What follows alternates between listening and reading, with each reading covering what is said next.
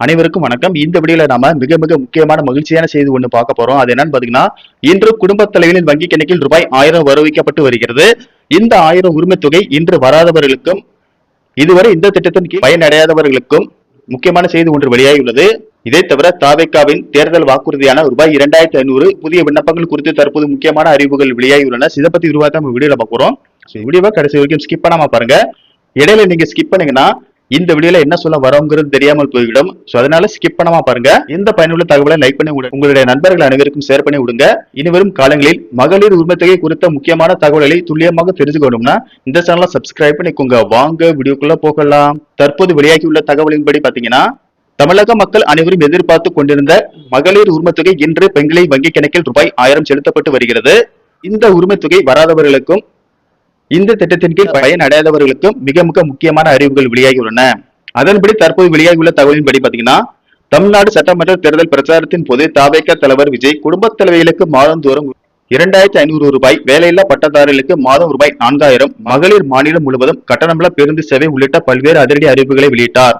சட்டமன்ற தேர்தலில் ஆட்சியை கைப்பற்றிய நிலையில் முதலமைச்சர் விஜயின் முதற் கையெழுத்து மகளிருக்கு மாதந்தோறும் 2500 ரூபாய் வழங்குவதாக இருக்கும் என எதிர்பார்க்கப்பட்ட நிலையில் 200 யூனிட் இலவச மின்சாரம் உள்ளிட்ட 3 திட்டங்களுக்கு கையெழுத்திட்டார். மேலும் தேர்தல் வாக்குறுதிகளை நிறைவேற்ற அவகாசம் வழங்குமாறு முதலமைச்சர் விஜய் கேட்டுக்கொண்டார். இதனால் மகளிர் உரிமை தொகை போன்ற திமுக அரசின் திட்டங்கள் தொடருமா என்ற கேள்வி எழுந்தது. இது தொடர்பாக சட்டப்பேரவையிலும் விவாதம் நடைபெற்றது. திமுக அரசின் திட்டங்கள் தொடரும் என்ற முதல்வர் விஜயின் அறிவிப்பால் வழக்கம் போல 15ஆம் தேதி வரவு வைக்கப்படும் மகளிர் உரிமை தொகை வங்கி கணக்கிற்கு வந்து சேரும் என மகளிர் எதிர்பார்த்திருந்தனர். இது தொடர்பாக நிதித்துறை அதிகாரிகளுடன் முதலமைச்சர் விஜயும் ஆலோசனை நடத்தினார்.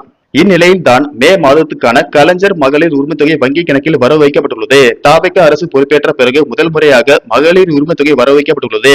விரைவில் உரிமை தொகை வழங்கப்படும் என்று நேற்று அறிவித்த நிலையில் இன்று ரூபாய் 1000 பயனாளிகள் வங்கி கணக்கில் வரவு வைக்கப்பட்டுள்ளது. இதை பொறுத்த வரைக்கும் பாத்தீங்கன்னா, பெண்கள் அனைவரும் ரூபாய் 2500 தங்களின் வங்கி கணக்கில் வரவு வைக்கப்படும் என்று எதிர்பார்த்த நிலையில் தற்போது தமிழக அரசின் நிதி நெருக்கடி காரணமாக இன்று கடந்த முறை வழங்கப்பட்டது போல ரூபாய் 1000 உரிமை தொகையை தற்போது வர வைக்கப்பட்டுள்ளது. இந்த உரிமை தொகை பாத்தீங்கன்னா காலை முதல் வர வைக்கப்பட்டு வருகிறது. அதனால இதுவரைக்கும் இந்த உரிமை தொகை வராதவர்களுக்கு இன்று இரவுக்குள் அனைவருக்கும் இந்த உரிமை தொகை ரூபாய் 1000 வர வைக்கப்படுகின்ற மாதிரி தகவல் வெளியாகியுள்ளது. இந்த நிலையில் பாத்தீங்கன்னா தேர்தல் வாக்குறுதிப்படி ரூபாய் 2500க்கான விண்ணப்பங்கள் விரைவில் கொடுக்கப்படும் என்று தமிழக அரசு வெளியிட்டுள்ளது. அந்த விண்ணப்பம் பாத்தீங்கன்னா இதுவரை பயனடைந்தவர்கள், இதுவரை பயனடையாதவர்கள் அனைவருக்குமே புதிய விண்ணப்பம் கொடுக்கப்படும்.